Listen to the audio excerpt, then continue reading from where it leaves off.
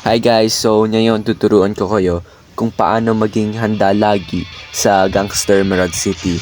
So now, let's get on it. So, una nating essentials ay ang mga throwables. So, magagamit natin ito sa mga missions na kailangan ng mass destruction o mass killing. So, maganda ito dahil ipinapadali nito ang ating mission.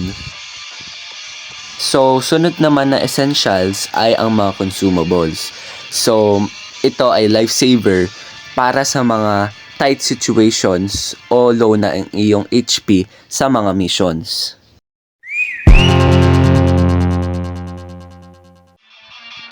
Sunod nating essentials ay ang mga ammo o bala. So, importante ere kasi baka mawalan tayo ng mga ammo sa mga critical situations o pag low HP na tayo at baka mabigo natin ang ating misyon. Ito naman ang mga snacks or food. So, ito importante rin kasi pag nawalan tayo ng adrenaline, pwede natin ito gamitin para sa ating HP.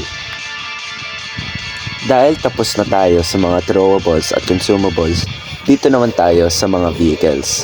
Depende na to sa inyong sitwasyon. So, pag alam nyo naman na malayo ang inyong pupuntahan at gusto nyong bilisan ang inyong misyon, pumili na kayo ng sports car.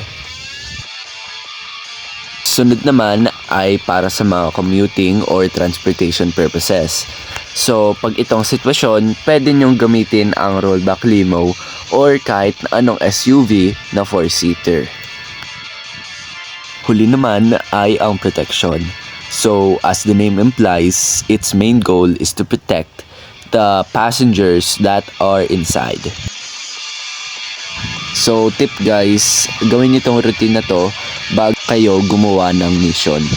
So, yun lang guys para sa video nito. Don't forget to like and subscribe. See you at the next one.